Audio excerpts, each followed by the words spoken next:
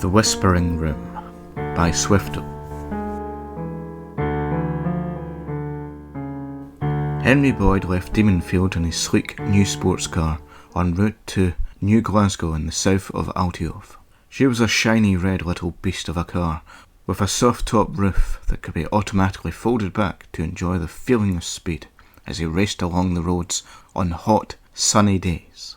Though he wouldn't be seeing much of the sun any time soon, he guessed, as the sky was dark and gloomy when he hit the motorway out of the city.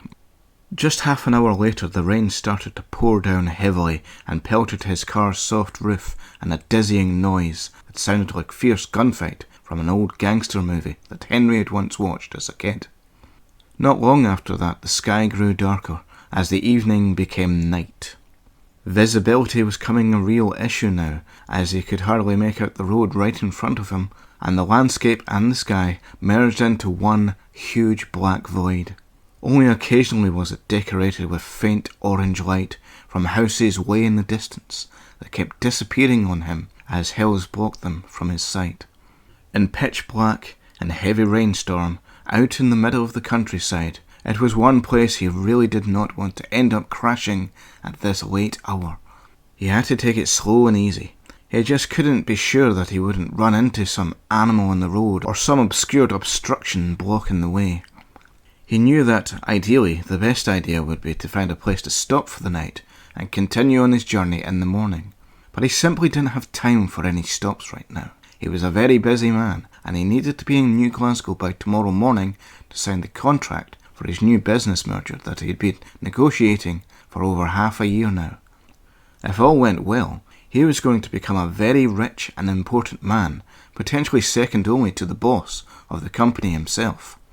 It gave Henry Boyd great satisfaction to see his bank account grow bigger and more healthy over time, to see his office get higher in the sky with a bigger and better desk and chair each time, and his secretaries getting younger and prettier, and his name becoming more and more vital to the smooth operation of Hanson's Incorporated. He was becoming quite the big shot these days, and he could hardly imagine what the world would do without him. But regardless of how big and important he was, the weather did not care at all about his great achievements, and battered his car with wind and heavy rain, as it did for all of Altiof's citizens, irrespective of their wealth and importance. Keeping a close eye on the road, he took one hand off the wheel and reached into his briefcase. He pulled out a portable phone, and using his teeth, he pulled the antenna out of it, hoping to get a better signal. He tapped out a number on the phone's big square buttons, using his free hand, before resting the phone on his shoulder and putting his free hand back on the wheel. It was urgent that he make this important phone call. Back home, his wife and kid were waiting for him. He knew he had to phone them and let them know that he was all right, but wouldn't be coming home tonight, as he had to be in New Glasgow by the morning. He would phone his family soon, just once he'd finished this far more important phone call to his people, waiting for him at the NG office. The phone beeped at him, so he took his hand off the wheel again and redialed the same number. Again the phone just beeped at him and refused to ring the number. "Damn!" he exclaimed bitterly. He just couldn't get a signal out here in the middle of nowhere. That settled it. He had to find some place where he could get a room for the night, and hopefully a working telephone. He was driving for quite a while after that, before he finally came into the little village of Menting. Menting was a very small and very quiet place, with not much of anything ever going on there. Just a small handful of houses, a few farms, 2 shops, a post office, a small church, a primary school, and a village pub hotel were the only signs of human activity. It was a sleepy little oasis of civilization in the desert of rural lands that surrounded it. Just looking around the place, even in the dark and in the rain, it felt like a slightly odd place to be for the cosmopolitan, city-loving man like Henry. He felt like he had gone back in time, and wasn't sure if this was the 1990s or the 1890s. He got out of his car and slammed the door shut. With his jacket on now, he rushed through the heavy rain and into the warm and dry entrance of the village pub. The Meai's Whisper was a cosy enough little pub, Henry supposed. The tacky brown and mustard yellow carpeting was a bit too 70s for his taste, and the old wood-grain TV set in the corner looked like it would only do black and white. But he was relieved to see a much more modern-looking public payphone next to the toilets, which would suit his needs just fine. He saw the landlord looking at him with an inquisitive look from above a newspaper. The old fellow was reading from it as he rocked in his old rocking chair beside the bar, and next to a large stone fireplace. The old man was a skinny little figure. He had balding grey hair and a shaggy moustache that sat on his tough-looking face that looked like it belonged to a much bigger, tougher-looking man than the slightly frail-looking man who was borrowing it. Henry thought he'd better order a drink first before going to the phone, just to be sociable. He went over to the bar and gave the old man his nicest fake smile. The old man raised an eyebrow, then folded up his newspaper and got up, and walked with a slight limp over to the bar. Henry felt slightly guilty now for disturbing the old man. "I'm sorry, I didn't mean to disturb you," he said as the old man came and rested his arm on the bar. The old man told him not to worry about it, and then asked him what he was after. Henry was about to ask what wines he had in stock, but seeing the grizzled old face of the man giving him that inquisitive look again, he thought better of it and simply asked for a pint of bitter. With his pint beside him, he then asked the old man if he had any rooms available. The old man turned round to go back to his rocking chair and shook his head. "I'm sorry, lad, all the rooms are taken for the night."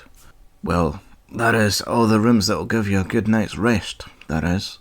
Henry smiled, slightly confused by the man's statement, and asked what he meant by it. The old man came back and made himself comfy, leaning on the bar and pouring himself a drink. "Well, there's the whispering room," he began. "But trust me, lad, you don't want that room. Not unless you're one of these stupid thrill-seeking ghost hunter types. They actually pay good money to stay in that room. Crazy folks, I can tell you. Not that I'm complaining. Need all the business I can get. The whispering room is pretty much the only tourist attraction Mountain has." Henry rolled his eyes at the old man's claims. It had been a long time since he had ever met someone who was trying to convince him of all that childish, paranormal nonsense. He had never much cared for it as a kid, and now as an adult, he was in hardly any mind to listen to some silly old man telling him ghost stories. Just as the old man was about to settle in and start his storytelling, Henry quickly excused himself and politely pointed over to the men's room with a slight smile. The old man nodded with a "oh" sound and went back to his rocking chair and newspaper. Henry was relieved to have escaped the insane ramblings of some silly old man and went to the men's toilet. He had stopped on the side of the road to do his toilet business not long before, so he didn't actually need to go. He just paced around the room a little until he felt he'd been in long enough not to raise any suspicions with the old man. Now finally he could get back to proper business and made for the payphone outside of the toilet door. He picked up the receiver and looked over to the bar, hoping that the old man wouldn't disturb him. He was glad to see that his pint was the only thing at the bar, quietly bubbling, peacefully losing fizz.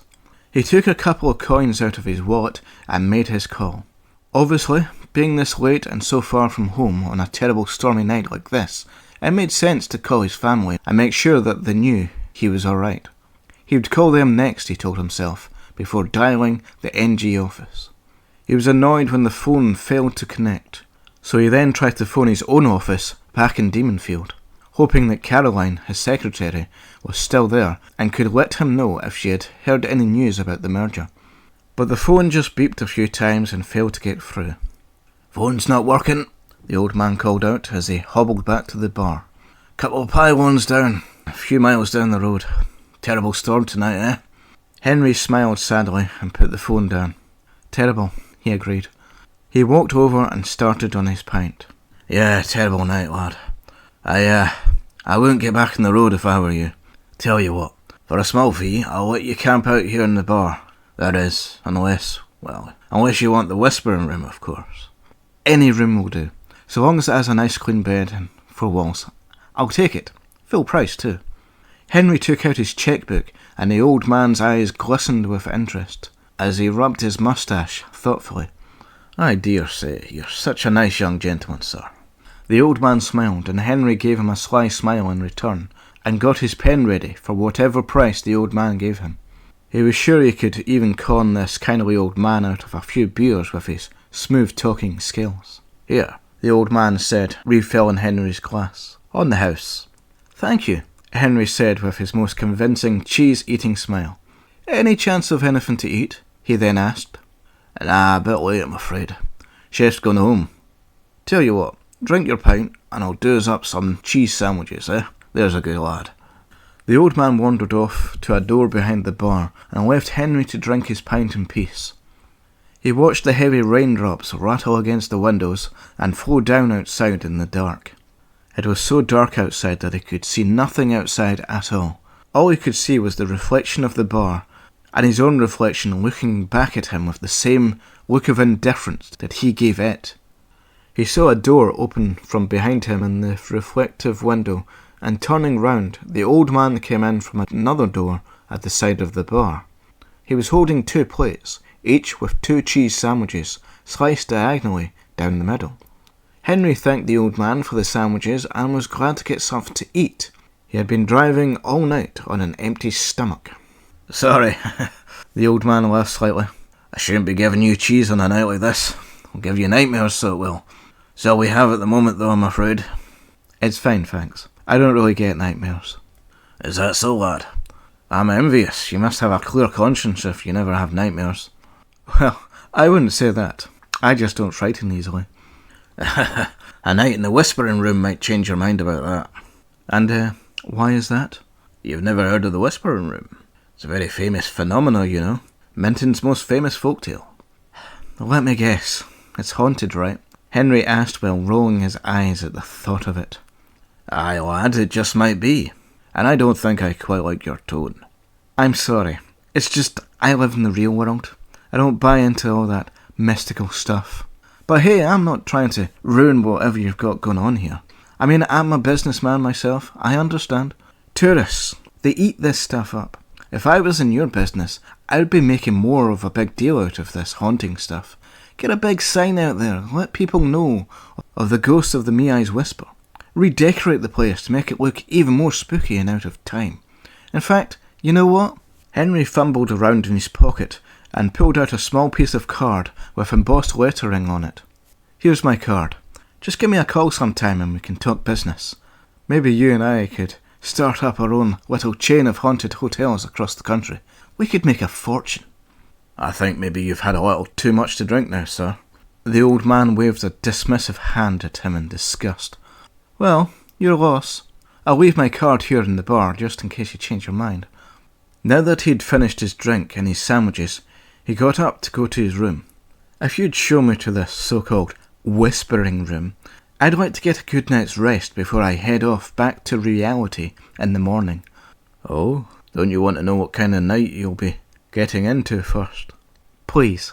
I'm a fully grown man who lives in the real world. I haven't got time to listen to childish ghost stories." But when the old man insisted that he should listen and offered him another pint on the house, Henry decided, begrudgingly, to humour him for a little while.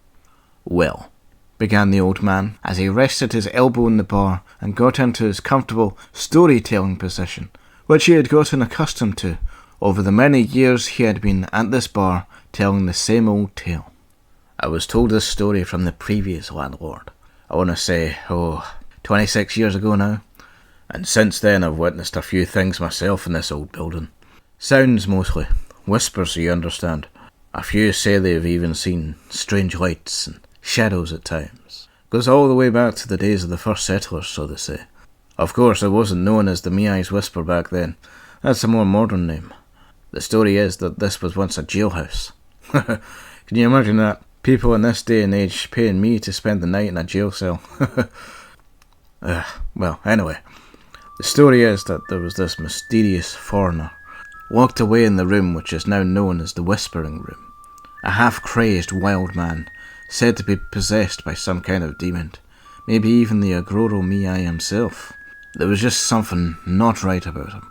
He screamed in tongues at them and had an aura of darkness that surrounded him. He attacked the guards and tried to eat them, so they claim, but they managed to wound the half-man, half-demon creature, and his terrible screams started to weaken as the life withered from within the creature.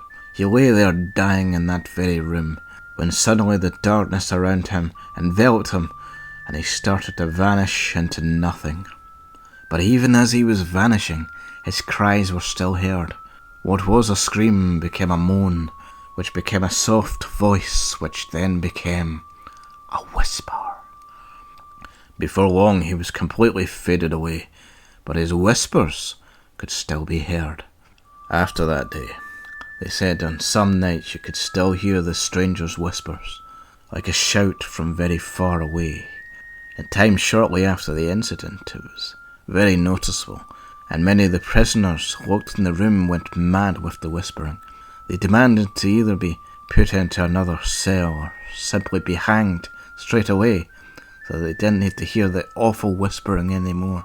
They reckoned that the spirit of the old man still lives on in that room, and was calling out to be set free. As time has gone on, the whispers have gone fainter and are heard less and less. But every now and then, when I'm changing the bed sheets and whatnot, I've noticed the faint whispering myself. It's been getting fainter as the years have gone on, though. My best bet is, over the hundreds of years, the spirit of the man has been fading away, like his body did. Only the spirit is a lot more hardy than the body, so it's taken this long for it to get to the point where it's almost completely gone. There was a long silence that followed after the man had finished his story.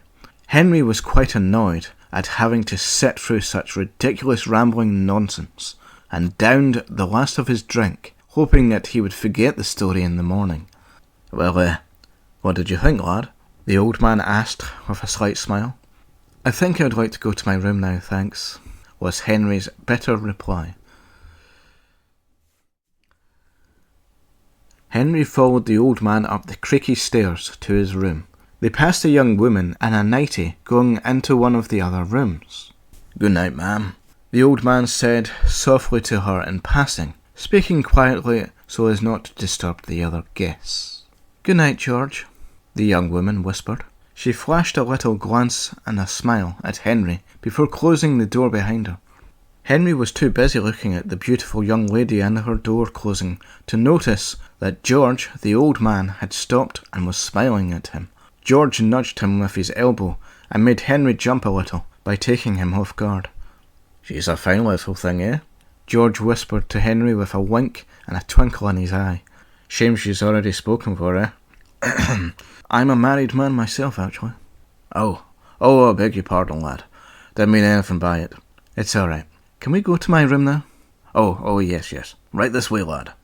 They walked down to the far end of the hall, to the last door on the left. George got out a key from his pocket and turned it in the door lock. The door opened with a creak, and George held up the key for Henry with a smile. Well, here's your cosy little home for the night, lad. Hope you have a pleasant sleep. And, don't hesitate to come and get me for a stiff drink if you happen to have any paranormal experiences in the middle of the night. I think it'll be fine, old man. Henry smirked at the very idea of it. George smiled cheerfully, hiding his contempt for the young man who didn't believe in the paranormal.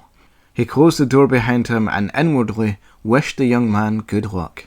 Henry got the feeling that he might have upset the old man by his abrupt departure, as he had closed the door a little too harshly. But Henry didn't let it bother him too much.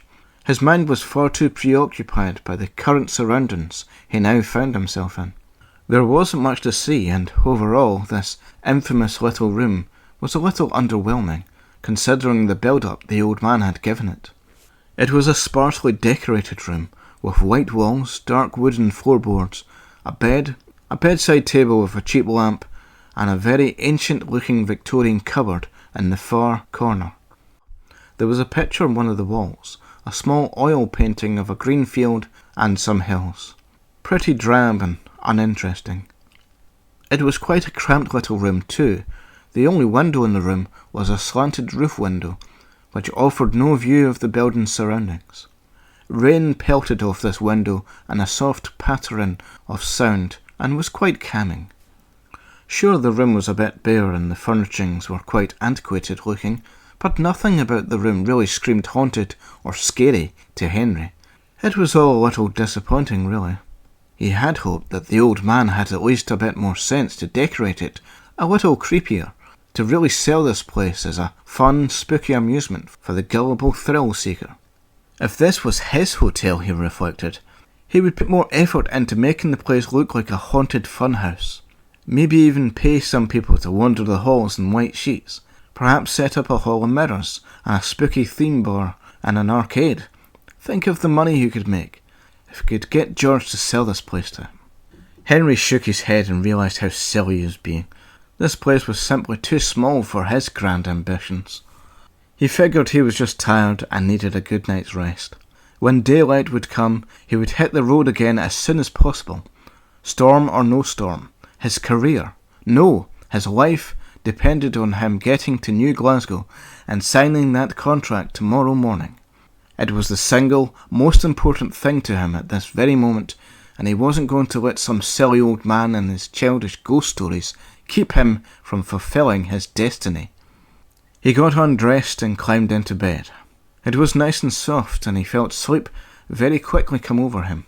He switched off the bedside lamp and closed his eyes. As his head melted into the marshmallow-like pillow, he listened to the soft pitter-patter of raindrops hitting the window and felt all warm and cosy in his bed, far from the cold, wet night outside. He was asleep for about 10 minutes when he woke up to the sound of mumbling outside the room. He turned to face away from the door, hoping that he would not be able to hear it. But still he could hear someone talking. He guessed that it was probably that silly old man having a conversation with one of the other guests out in the hallway. He switched on the bedside lamp and put his trousers back on. Rubbing his eyes, he unlocked the door and went out into the hall. To his surprise, the hall was completely dark, and there was no sign of anyone there. He listened for a moment, but could only hear the rain outside. He guessed then that the sound must have been coming from the room next door. He went up to the door of the next room to put his ear up to it, moving slowly so as not to disturb the occupant. He listened for a moment, but he heard nothing, so he went back to his own room. Locking the door behind him, he then put his ear up to the wall to see if whoever was in the room would start talking again, but there was no sound to be heard. He sighed and took his trousers off again. He slid back into his bed and switched the light off. He lay there for a while with his eyes shut, but by now the sleepiness that he had had before had dissipated, and he felt quite unable to fall back to sleep again. He opened his eyes and immediately was jolted fully awake by the sight of a dark figure standing over the bed, half blocking the window. He darted for the lamp switch and struggled to get a hold of it. He fumbled with it, pressing the wrong side of it, before finally turning it over in one hand and flicking it on using the palm of the other hand in his frantic panic. He looked over and saw nothing. His heart was racing. He was sure that there was someone in the room with him just a moment ago. He got up and quickly checked to see if the door was still locked. It was. He then raced over to the cupboard and pulled it open. Apart from a few coat hangers on the rail, it was completely empty, other than a very dry-looking dead moth in the corner which some spider had partially wrapped up a long time ago by the look of it. He looked around the room. He looked under the bed. Nothing. He checked the walls for some hidden door. Again, nothing. There was no way anyone could have got in or out of the room, apart from the door, which he was sure was locked. He let out a slightly nervous laugh, and felt quite ridiculous that he had managed to let his imagination get the better of him. Now that his heart was calming down, he was beginning to feel the cold and so went back to bed. He felt quite relaxed now after his little shock. It was just tiredness getting to him, he assured himself. Nothing that a good sleep wouldn't fix. He switched off the light and tried to go back to sleep again. Henry. His eyes were now wide open. Did someone just say his name? He felt, more than heard, the tiniest hint of someone whispering his name. He slowly reached for the lamp switch again. He switched it on and jolted up into a sitting position on the bed. He looked around the room and saw nothing out of the ordinary. It all looked the same. He was so sure he heard someone whispering his name, but there was nobody there. He thought that maybe George was out in the hall, calling him for some reason, whispering to him so as not to wake the other guests. Though why didn't the silly old fool just knock on the door, he thought to himself. He got up and unlocked the door. He opened it a little, then quickly slammed it shut again in complete horror of what he saw. He saw nothing. There was nothing out in the hall but darkness. So who was whispering his name? He felt ridiculous again and couldn't believe that he'd let the old man's stupid story get the better of him. He got back into bed, now feeling a little angry at himself, and switched off the light in a fit of rage. Not long after switching off the light, he started to hear sounds again. It sounded like more faint whispering. He couldn't make out what they were saying, but it definitely sounded like someone whispering. It's probably just the rain, Henry tried to convince himself. Maybe just the wind. Yes, it must be the wind, rattling something about. After all, this is a very old building, probably falling apart, making all sorts of strange noises when there's a storm. Henry, came a very clear and audible whisper. Henry got up like a shot and switched the lamp on again. He was convinced now that someone was toying with him. He looked around the room, suspecting that there was probably a concealed camera or microphone somewhere in the room. He checked the lamp and the table, looked all over the bed and all around the cupboard. He even managed to slide the cupboard out a little, but it was very heavy and could only manage to make it move out of the corner slightly. But all he could find behind the cupboard was a little spider that scuttled away after having its home destroyed by Henry. Probably the same spider that caught the moth, Henry guessed to himself. He found no trace of any hidden camera or microphone, not even a loose wire tucked into a corner, that would give him any clue as to what was going on. He went back to the bed and sat there, feeling very annoyed. He had found some old magazines in the drawer of the bedside table and looked through them. If he couldn't sleep, he might as well read something to take his mind off his strange imaginings. He found an old car magazine from 1985 and decided to skim through it a little until he could sleep again. He was busy reading some article about the top sports cars of that year when he felt his eyes getting heavy, as though he was about to pass out. Then suddenly he heard it again. Henry. This time he was sitting up. The light was on, and he was now fully alert. Henry, came the whisper once more. Hello? He said softly. Who's there? He said louder when there was no response to his hello. That got no response either, and Henry sat in silence for over 2 minutes, waiting for the mysterious sound again. But by now something else had caught his attention. He noticed that the soft pitter-patter of the rain on the window had stopped, and it was eerily silent. He got up and went over to the window to confirm that the rain had indeed stopped. He reached his hand up and pulled the window latch open. The cold night air flowed in softly, and Henry heard nothing but the gentle breeze of the wind sailing over the empty valleys that surrounded the village of Minting. It was already a little too cold enough in the room for his liking, so he closed the window again, and the gentle sound of the wind was completely cut out, leaving the room in total silence. Now if he heard any strange whispering sound, he couldn't blame it on the rain or the wind, as he had done before. He got back into bed and went back to reading his car magazine. He sat for several minutes reading the article without really processing what he was actually reading about. He was just too distracted by the deafening silence to concentrate on the words. He was more interested in listening out for the sound, hoping to pinpoint where it was coming from. About 20 minutes passed, and Henry was beginning to get drowsy again.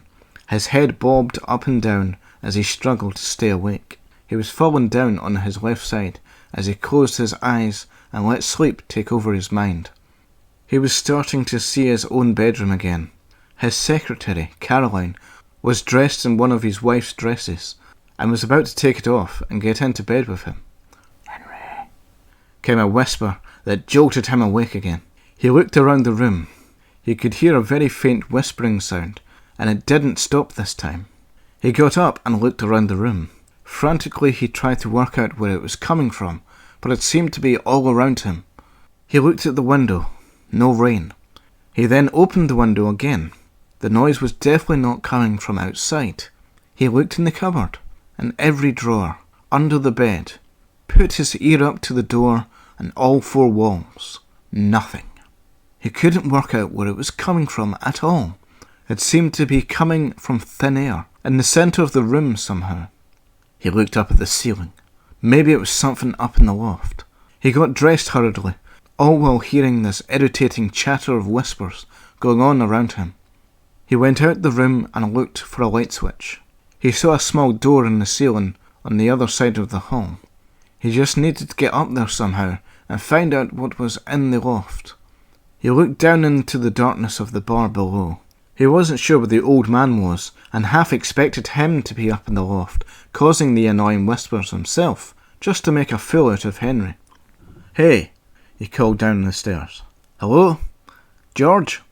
He paced about a bit in the hall, then went back to his room. It was quiet now. Whatever was making the noise had stopped.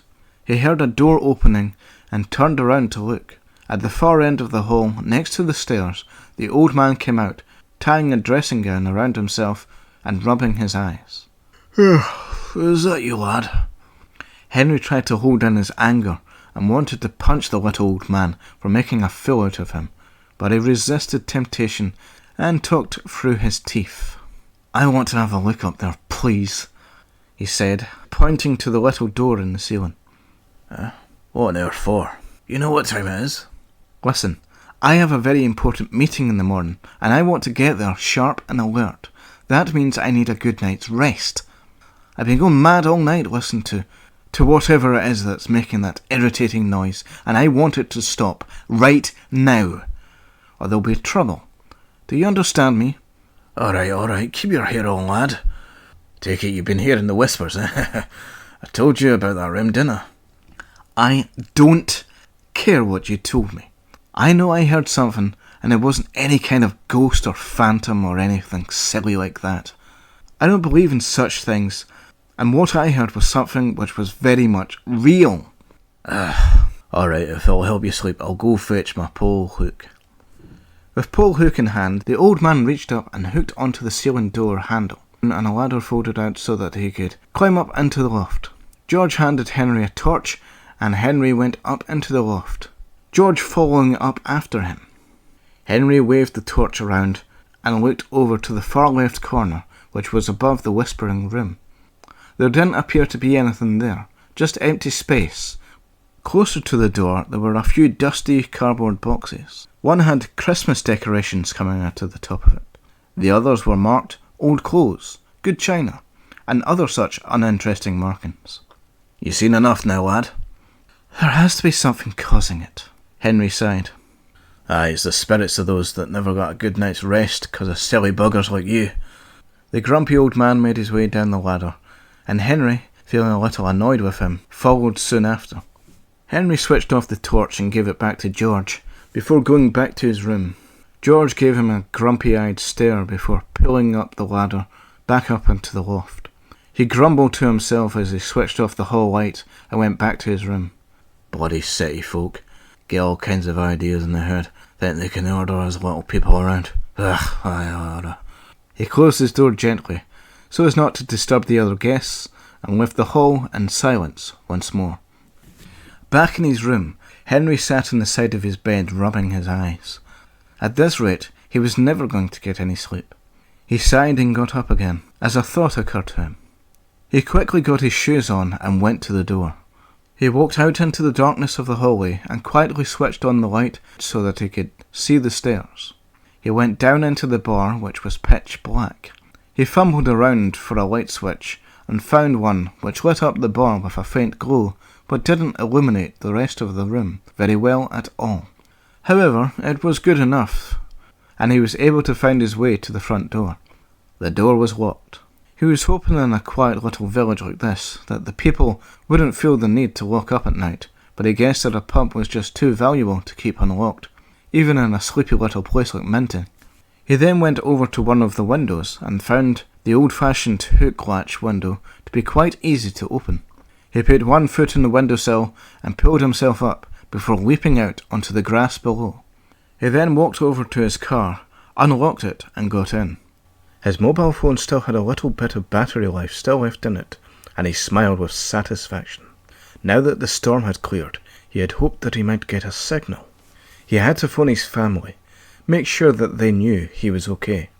But more importantly, he had to let the office down in New Glasgow know that he was on his way and would be there in the morning, in time to sign the contract. "Hello, Collins?" he said after getting through to the New Glasgow branch. "It's me." "Yes." "Have you spoken to them?" "Listen, I'm sorry, I'm running a little bit late. I won't be there until close to about 11 a.m. Best say noon to be on the safe side." I know, but it was last minute. All the flights out of Demonfield were booked up or cancelled due to the storms. I had to drive down." "Where am I now?" Who knows? I feel like I'm caught in a time warp here. Some dead-end little village called Minting. Yeah, I've never heard of it either until tonight. It's like something out of the past. You'd hate it. Don't worry about me. Just have a bottle of champagne and ice waiting for me when I get down there. Oh, and a bottle of scotch. A big bottle. I've had a rough night. Okay. Yes. That's fine. Just try and stall them for a little bit. Here's what you should do. There was a faint click sound, and Henry looked down at his phone. Hello? The battery had died, and he had left the charger for it back at the office in Demonfield. Shit! He exclaimed bitterly as he threw his phone down in the seat next to him. He got out of the car and back over to the open window. Maybe, just maybe, he could get the payphone in the bar to start working and get to finish his conversation with his business partner Collins. As quietly as he could, he climbed back into the window and closed it. He reached into his pocket and remembered that he had left his wallet in his room upstairs. He had to go back up and get it to pay for the phone call. With quiet ease, he walked up the stairs and down the hallway to his room. He saw his jacket on the end of the bed and reached down to fetch his wallet. He pulled it out and looked inside to see if he had the right coins to put in the phone. His mind was so focused on his current mission that he failed to notice the dark object that had now appeared in the centre of the room. He looked up from his wallet suddenly and saw a vague, humanoid-looking black void. Its eyes glowed with an unnatural-looking white light.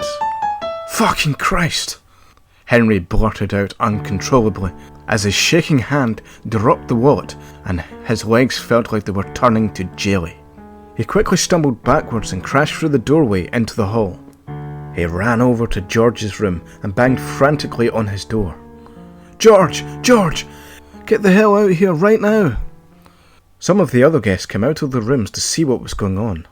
George hobbled out of the room in a very bad mood, fumbling with the cord of his dressing gown, trying to pull it tight while ranting at Henry about making too much bloody noise. What's this all about, lad? He finally said in a more coherent string of words. There's something in there, Henry yelled. He pointed towards the bedroom door and looked down at his pointing finger. His whole arm was shaking, and he looked at his shaking hand in confused wonder. It was a strange sight that he was totally unfamiliar with. Here he was, this very calm and calculating, smooth-talking con man, who never broke a sweat while gambling millions on the company's money, bullshitting his way up the ladder of success, and was about to make the biggest con of his life, with an easygoing level-headedness which was his trademark personality trait. And yet here he was, shaking like a tree branch in a thunderstorm, all because some silly little ghost story had let his imagination run away with him. A short time later, the bar lights were on and George had just lit the fireplace, which Henry sat beside with a cover over him and a glass of whisky in his hand.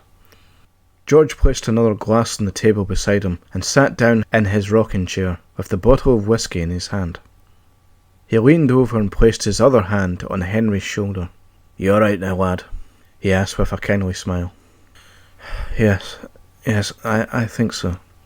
George poured himself a whisky, placed the bottle on the table, and leaned back in his chair. He began to rock it gently with his little whisky glass in his hand, resting it on his belly. It's been quite a night, eh, lad? Yes, Henry replied blankly, as he watched the fire embers consume the wood in the fireplace. George sat up again and started to tap the side of his glass gently. With his other hand he stretched it up and rested it on his head, scratching lightly on his bald spot.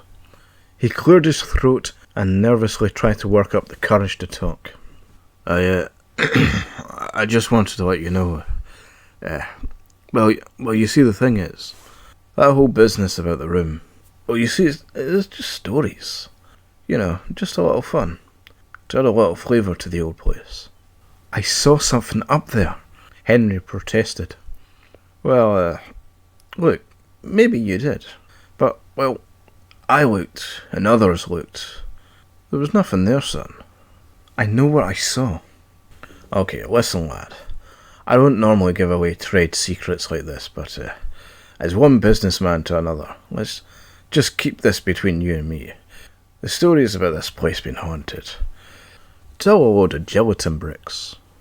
It's just silly stories. Keep the tourists amused, you know? So what are you saying? I just imagined it?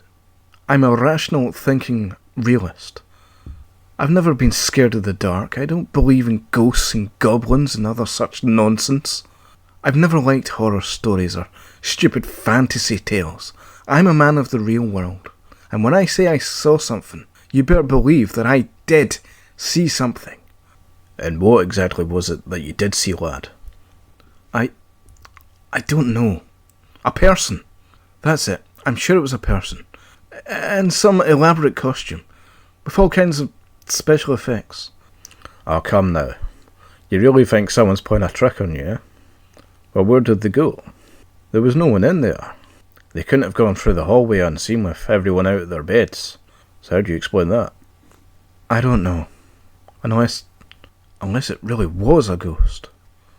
It looked like a shadow, only more solid. With glowing white eyes. That's strange. We've never had anything like a full spectral apparition before. Most we've ever heard is people say they've heard whispering, seen faint lights or an orb or two. Nothing like a full-on shadowy ghost with glowing eyes or anything like that.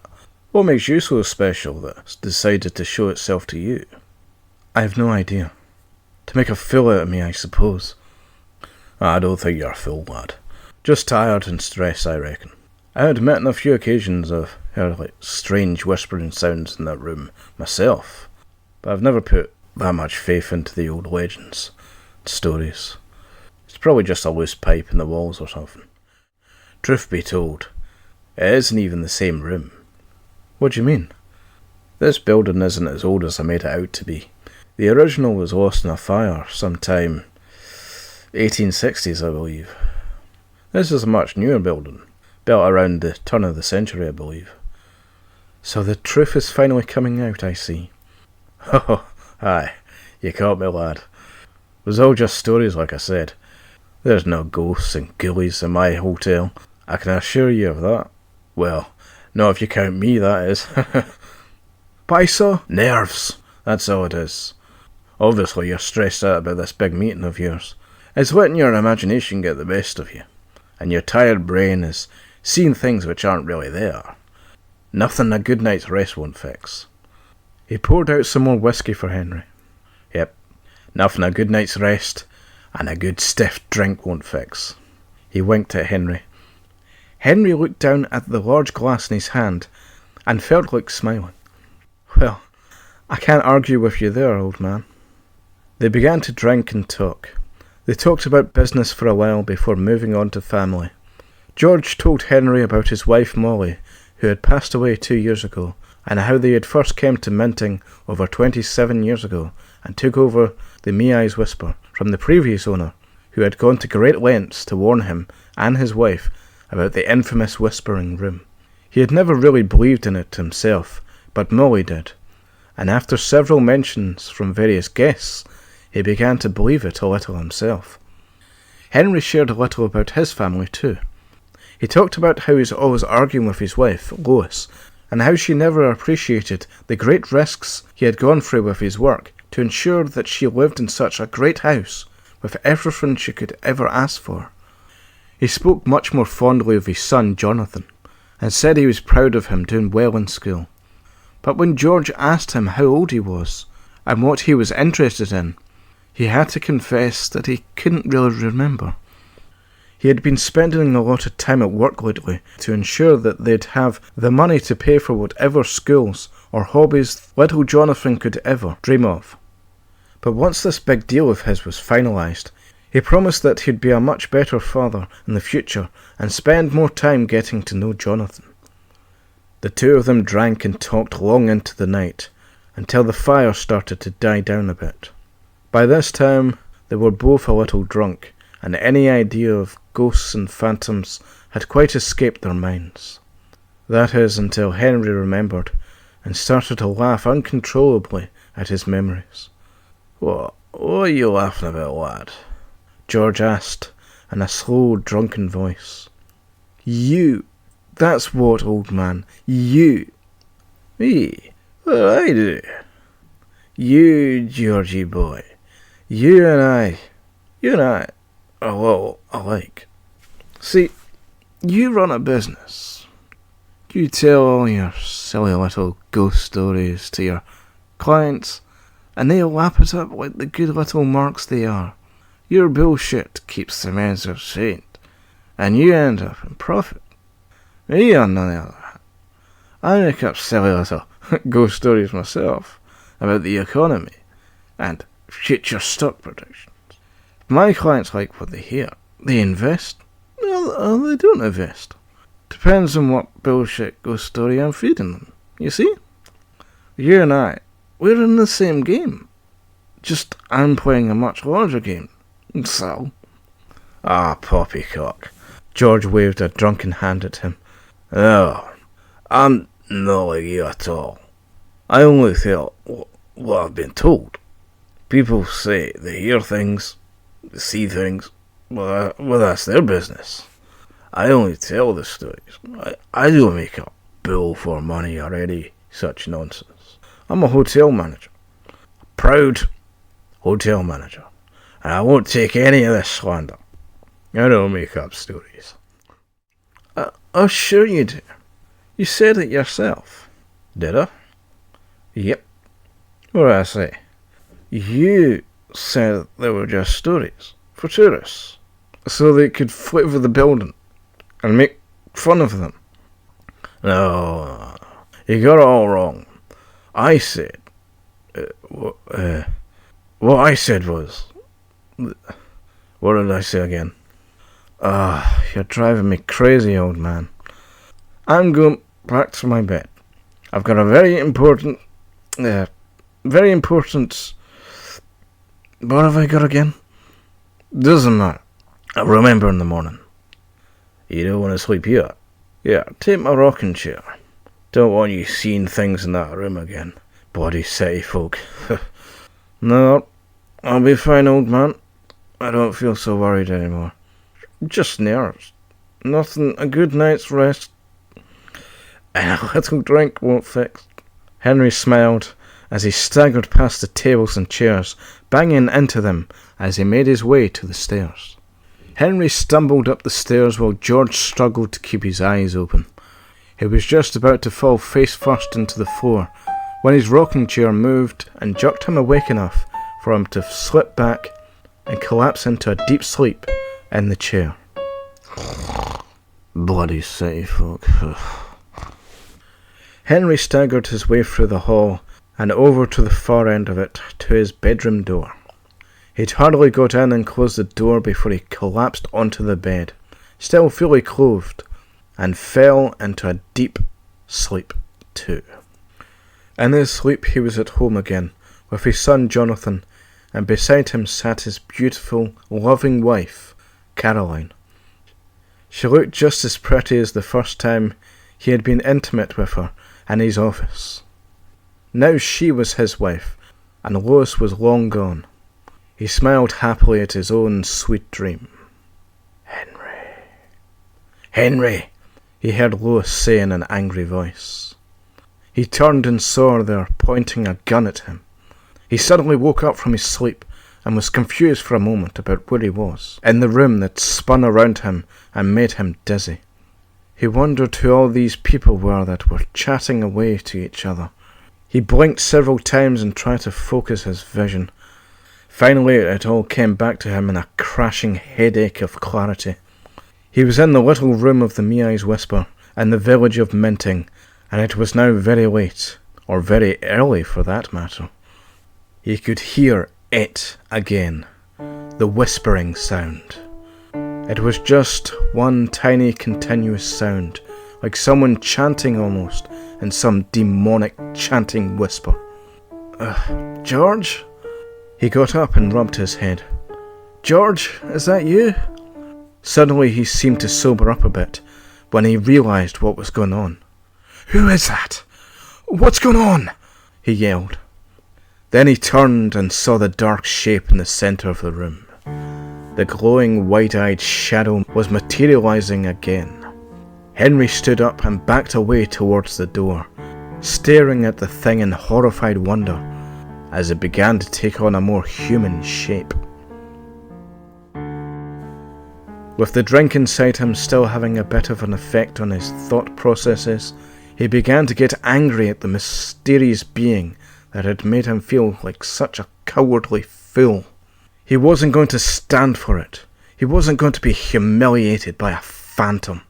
Whatever it was, Henry was a man of flesh and blood, a cool, calculating businessman who never folded under pressure. He had once had to quickly explain to the boss why he had lost $2 million of his money on a deal that didn't pan out, and convince him that the blame lay squarely on his business partner at the time, Joe Johnson. Now, if he could put a brave face in that extremely stressful and difficult situation, he could deal with any situation, even one of a paranormal in nature. Hey you son of a bitch. I've got an important meeting in the morning, and I need to get some sleep. So if you don't get the hell out of my room right now, I'm going to kick your spectral arse all the way back to hell. Henry rushed towards the shadow figure in the centre of the room, with the insane intention of beating it up. But as he got closer to it, he felt like he was becoming heavier and heavier with each slowing movement. He looked at his top, and it slowly flapped about around him like a flag in a gentle breeze. His wallet fell out of his pocket, and he watched as it made its painfully slow descent towards the floor. It felt like he was swimming through a thick, gravy-like air. Coins fell out of the wallet and hit the ground. The sound they made echoed loudly in a long, droning clank that seemed to go on forever, bouncing in the thick air around him and echoing with a mad vibration that hurt his ears. Time was slowing down around him. The more he moved towards the centre of the room, towards the shadow, the more it seemed to slow down for him. The shadow seemed to be moving too. It flailed his arms slowly in the air, perfectly matching Henry's movements. He guessed that the thing was mocking him, copying his movements to taunt him. Then Henry began to feel himself moving a little quicker. His arms were finally starting to break free of the thick air, but to his horror, he noticed that the shadow was also speeding up and moving closer to him. He tried to back away from it, as the adrenaline surge he had felt before had died down and fear started to creep its way over his mind. The shadow was almost upon him now, but he was moving almost at full speed, and so tried to cover his face from any impact. The shadow copied his movements exactly, and also covered itself. Finally, after what seemed to him like an hour of struggling, he collided with the shadow, and felt himself burst through the strange thick air that he had been stuck in. To his surprise, the shadow disappeared, and everything in the room looked normal, as though nothing had happened. He rubbed the sweat from his head and breathed a sigh of relief. He'd had quite enough of this place. He decided that it was probably early enough that if he started driving now, the sun would be up in just an hour or so. Even if it was just to get into his car and sleep there, it was better than staying in this madhouse for much longer. He went to pick up his jacket from the side of the bed and felt pain in his fingers as they hit something in the air. It was as though they hit glass. He felt the air around the bed and found that he couldn't reach the bed at all. He felt around himself and discovered that he appeared to be in some kind of invisible container. He was trapped in the centre of the room. He frantically tried to beat his way out and pushed his shoulder against the invisible force that held him there. He tried it at every angle and found no weak spot. His feet were also stuck in place, it seemed, and he had to twist his body round to hit the other side of the invisible barrier. He was facing towards the cupboard when he suddenly felt an uneasy feeling that he was being watched. He turned around and saw someone standing at the door. They were leaning up against it with a face of horror. But the most shocking thing of all about this mysterious person in his room was that the person looked exactly like himself. Henry struggled to come to terms with this odd sight of himself staring at him in horror. Who was this doppelganger? Or what was it that had taken his likeness?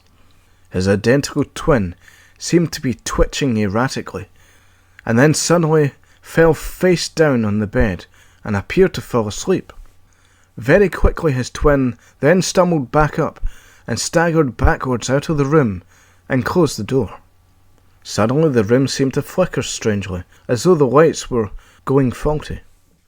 He jumped back in surprise when he saw himself rush backwards into the room and stare at him again with a petrified look. Then, just like that, it seemed to completely ignore him and seemed very interested in his wallet, which it looked at with great interest. "Hey, that's my wallet," Henry shouted to his identical twin, but they ignored him and put the wallet back into his jacket at the end of the bed. The twin then walked backwards out of the door and closed it very quickly. Henry felt sweat dripping down his head and wiped it away with his hand as he tried to work out what the hell was going on. His twin came into the room once more, took his shoes off and sat on the bed rubbing his eyes before getting up again. They then went out into the hall and switched on the hall light. This was all happening in seconds. To Henry's eyes, it looked as though he was watching TV in fast forward. Shortly after, his twin rushed into the room and frantically got undressed and pulled himself into bed. It was then that something occurred to Henry, a sense of déjà vu. He was watching himself from a few hours ago. In his panic, he started to go mad and started rambling to himself about the absurdity of it all. He looked over to his previous self, calmly reading the car magazine in bed. He tried to bang on the invisible barrier and called out to himself, "Help me! Help me!" Success! The other version of Henry seemed to notice him. "Listen to me. I don't know what's going on here, but I think I'm travelling backwards in time. Please, you've got to help me get out of this thing." The other Henry got out of bed and started looking around the room, searching all over for something. "That's right. You can hear me, yeah? Maybe if you push through this barrier like I did, you'll be able to pull me out." To his horror, his previous self seemed to completely ignore him and walked right through him as though he wasn't even there. Henry felt nothing as his former self walked right through him like he was walking through mist. The other Henry got into bed, looked shocked for a bit, before switching off the bedside lamp and going to sleep.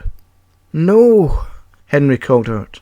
"Please, help me escape, please." Henry felt like crying. He wanted to sit down, but his legs were stuck. He tried to pull them free from the force that held him there, with little success. Suddenly he saw the lamp switch on again. "Help me," he called out. Maybe this time his other self would hear him. His other self did indeed hear him, which is why he'd switched the lamp on. But to the earlier version of Henry, all he heard was the faintest whisper.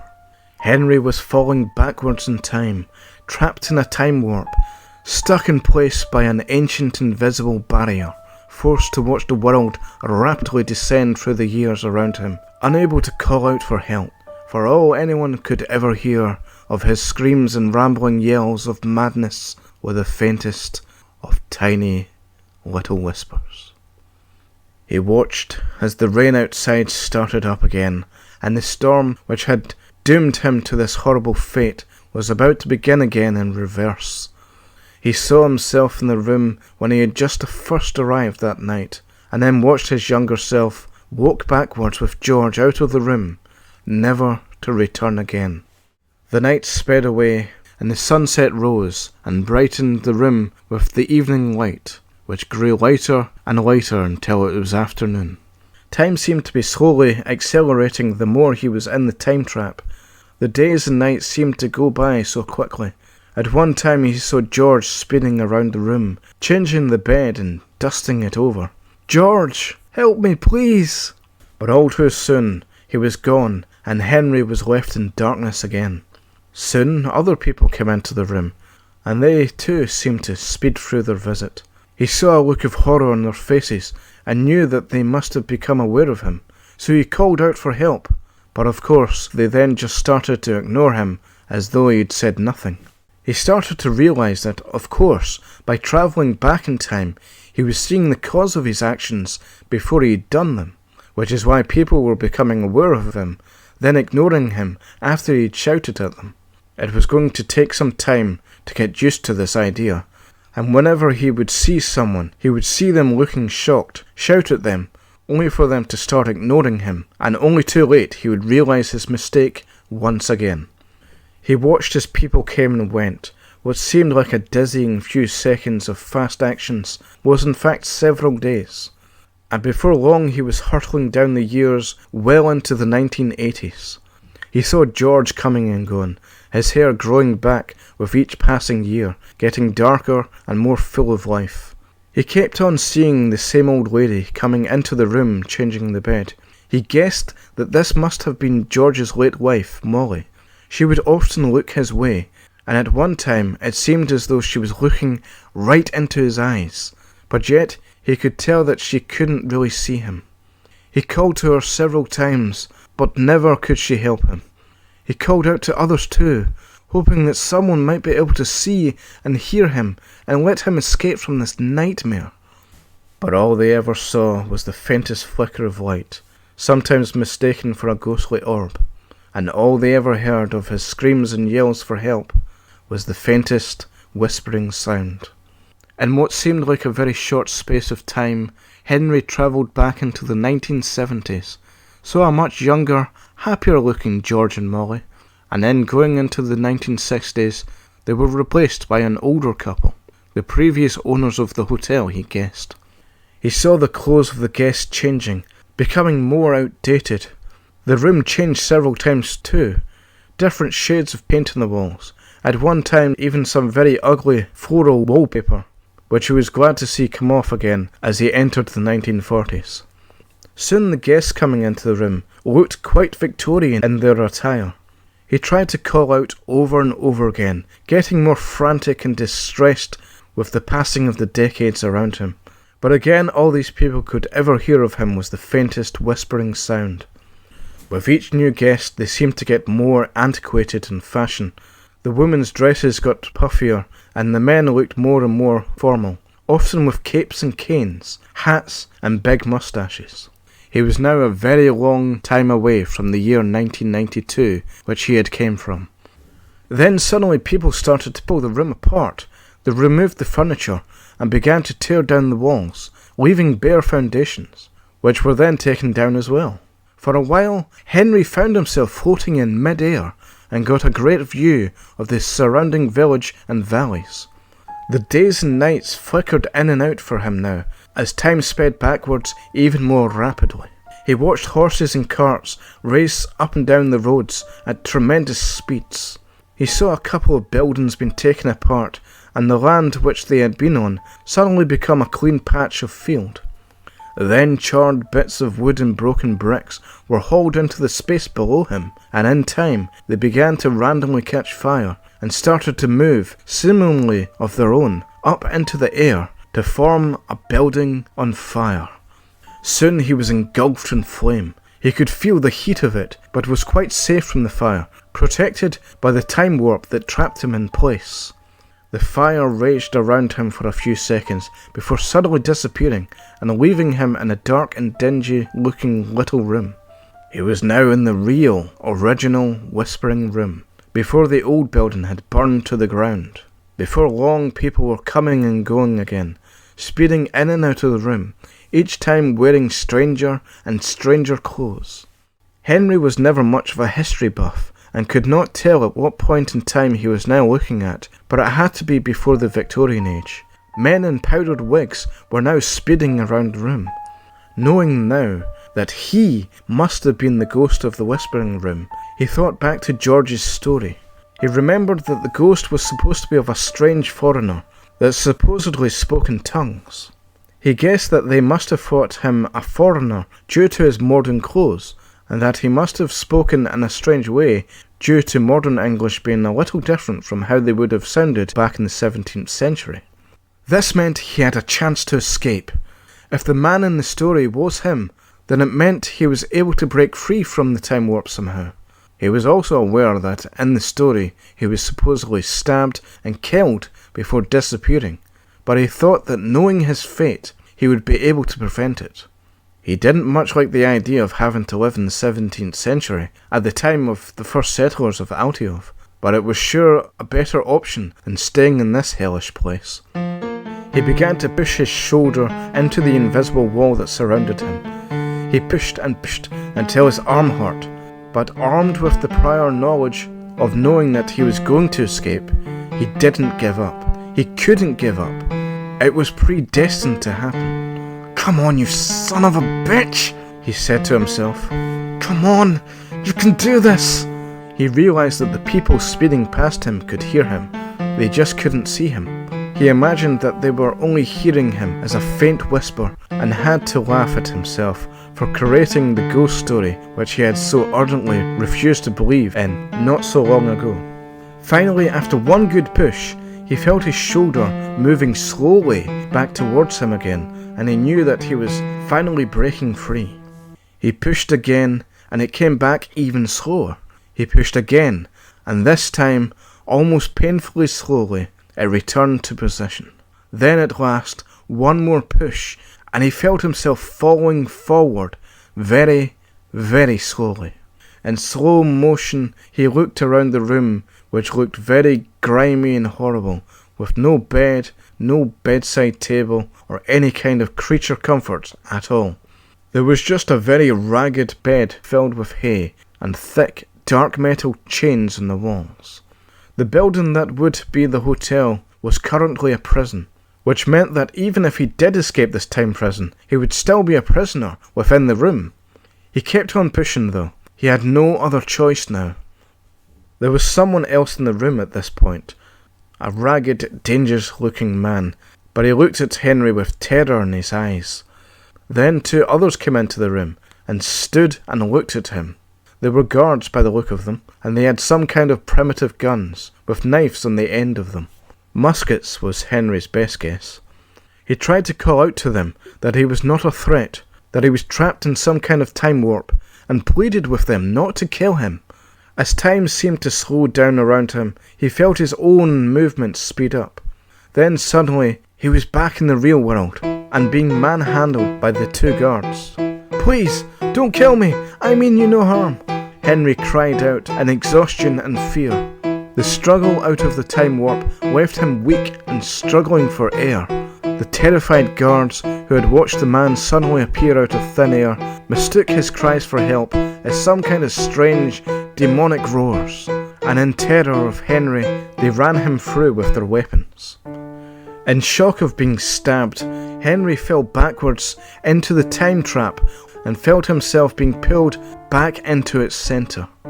"No, please, help me, please," he cried out to them. But to their ears, his cries became fainter and fainter until it sounded like a quiet whisper. Henry found himself staggering back into the centre of the time warp again, where his movements felt more like they were moving at normal speed once more. But the world around him started to speed by him again. He felt the blood gushing out of the side of his torso and wondered how long it would take for him to bleed to death. He felt dizzy at the sight of his own blood, and soon found himself passing out. He wasn't sure how much time had passed, or in his case, gained, when he had woken up. But when he did, he found himself in mid-air again, and all around him was the wide open ocean. He wondered what had happened to the land, and guessed that he must have travelled back so far that the land itself had not yet formed. But then his ideas seemed to be slightly off, as the sea became ice, and huge ice walls surrounded him for a very chilly few minutes. He knew now that he was witnessing the last ice age, though he couldn't see anything, buried beneath the thick ice. It wasn't long, though, when the ice seemed to melt away, and he was surrounded by ocean once again. He felt drowsiness starting to overcome him. He was losing quite a bit of blood now, and didn't think he would live much longer. But still he hung on, occasionally drifting in and out of consciousness, watching the years roll back around him. Eventually land appeared on the horizon, and started to surround him, as the ancient continent of Pangaea began to reform. Before long the land was covered in a thick forest and weird-looking huge bird-like creatures that flew around the sky and made their homes in the trees. Even larger creatures came and went around him at great speed. They were terrifying giants. Henry watched them in wonder and guessed that they must have been dinosaurs. He couldn't believe it. He never thought in a million years that he would ever see a real live dinosaur. Of course he was right. Not in a million years, but in several million years that he had now travelled down, he was seeing them with his own eyes, living dinosaurs.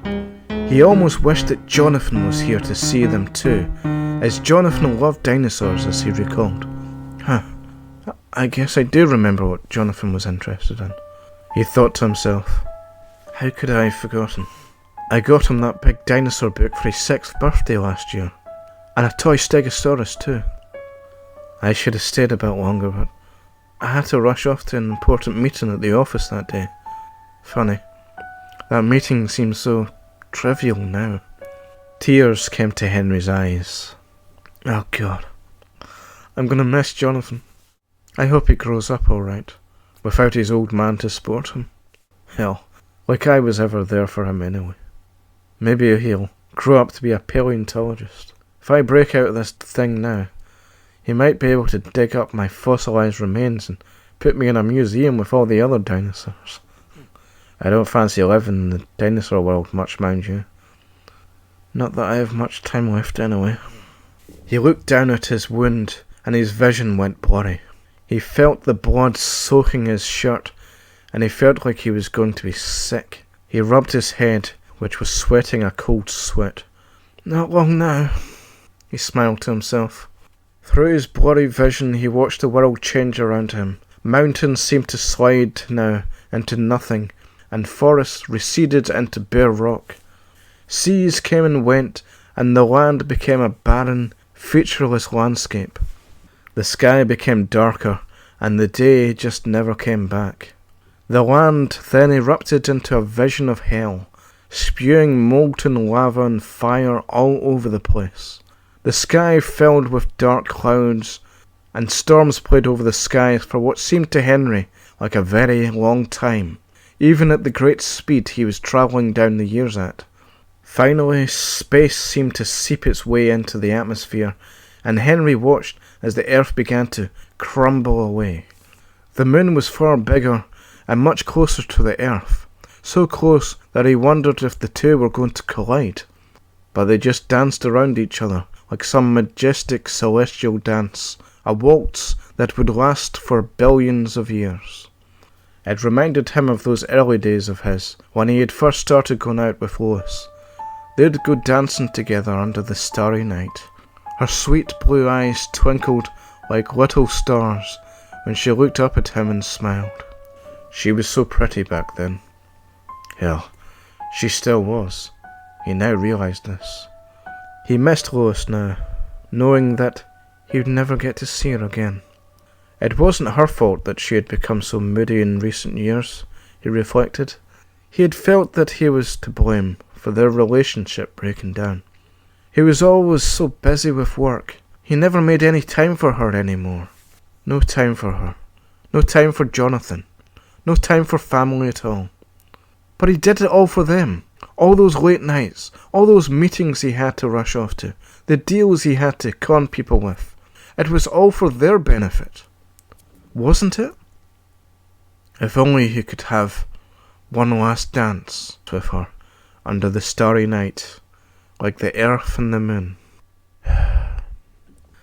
The sun loomed closer to him and the earth now, the earth little more than a ball of molten mess, which he watched get smaller and smaller as the years drifted back in time to when the planets were still forming and the solar system was still quite young.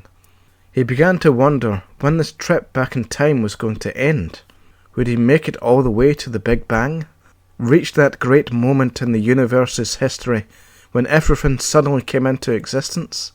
If so, then what would happen? Would the time warp finally break down and allow him to die at the very beginning of existence? Or would he start going forwards? Perhaps if he held on long enough, he would end up going back to the year 1992, where George could phone for an ambulance and... Oh no, wait. The phone's dead, he reminded himself. Not that it mattered much anyway, if he could get an ambulance. He felt so cold and weak now. He looked down and saw a nice little pool of blood forming around his feet. He had lost too much blood, and he was sure that whatever would happen, he wasn't going to live long enough to see it. Then another thought occurred to him. What if he just kept going? What if he reached the Big Bang and still continued to travel backwards in time? Where would he end up? In a time before time began? Perhaps he would reach an alternate universe. Or maybe he would end up at the end of this universe and start travelling back through all of history once more in an endless loop. He had no idea and didn't much care anymore. He watched as the sun got brighter and younger and closed his eyes to await whatever journey awaited him in the afterlife. The sun's light engulfed him, and he went blind from the overwhelming light. He closed his eyes more tightly and shielded them as best he could with his hands. Memories of Jonathan and Lois flooded his mind. He could hear them laughing, and he smiled at him as they invited him into his home once more, after coming back from the office after a long and stressful night at work. He smiled and was happy to be back home. He was happy to be with his family once more for his final moments alive, at the beginning of the son's life, speeding on back some great length of time before our son even existed, all the way to the beginning of the cosmos as we know it.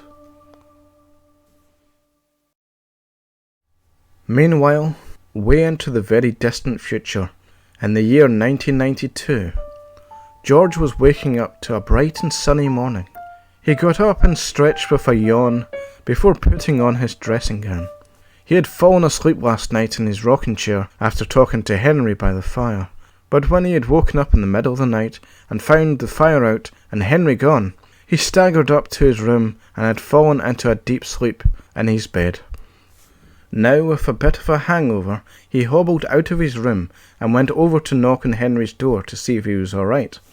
There was no answer, so he guessed that the poor lad must have needed more time to sleep after his rough night. The chef came in and started breakfast for the guests. It was all business as normal for George. But when it was getting close to lunchtime and there was no sign of Henry, he began to wonder if he was all right. His car was still parked outside, so evidently he had not gone to this big important meeting of his. He went up to the room and knocked on the door again. "Henry? Henry, son, you alright? You awake?" He found the door wasn't locked and opened it to check on Henry. To his surprise, he found that there was no one in the room, though Henry's jacket still hung over the end of the bed. As quickly as he could, he hobbled over to the men's toilet and knocked on the door. Getting no response, he opened it and found it empty. "Anything the matter, George?" The young lady staying in the room next to him asked. "I don't know of. Have you seen Henry about this morning?" "No. Last I saw him, he was knocking on your door last night." "Oh, thanks, dear. Lunch won't be long if you're staying around till then." He went back over to the room Henry had been staying in and looked around again. He got a strange sensation while in the room. Though George didn't really take the stories about the room very seriously, he had to admit that he never did like this room much. He had always gotten an uneasy feeling whenever he came into the room. It always felt cold, and the shadows seemed too deep for his liking. He always felt like he was being watched in that room, and had always tried to avoid staying in too long in the whispering room, so as not to upset any presence that might have been there. But now, for the first time since he had been living in this place, he came into the room and got the oddest sensation of peace and serenity. It was as though some great shroud had been lifted from the place, and everything looked bright and cheerful in the morning sun. It was just a cosy little room now, with a very welcoming, friendly atmosphere. It was so calm and peaceful on that beautiful sunny morning, and there was not a sound to be heard at all, not even the faintest hint of a whisper.